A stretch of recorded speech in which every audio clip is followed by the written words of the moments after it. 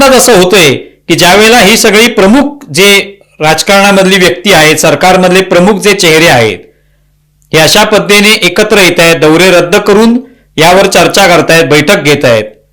त्याशिवाय सेना दलांचे प्रमुख आहेत त्यांच्याशी चर्चा झालेली आहेत, गुप्तचर यंत्रणा जे आहेत त्यांच्याशी चर्चा झालेली आहेत, वेगवेगळी संरक्षण दलं आहेत त्यांच्याशी चर्चा झालेली आहेत. या सगळ्या चर्चा एका पाठोपाठ एका दिवसभरामध्ये ह्या सगळ्या चर्चा झालेल्या आहेत. एवढी जय्यत तयारी जी आहे ती सुरू आहे आणि त्याच्यावरनं स्पष्ट होतं की नक्कीच काहीतरी होणार आहे. ऑपरेशन पाकिस्तान जे आहे ते डोळ्यासमोर आहे.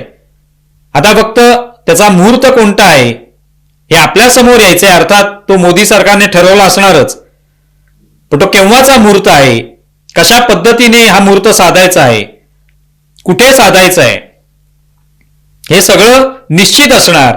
आता त्याची प्रतीक्षा आहे.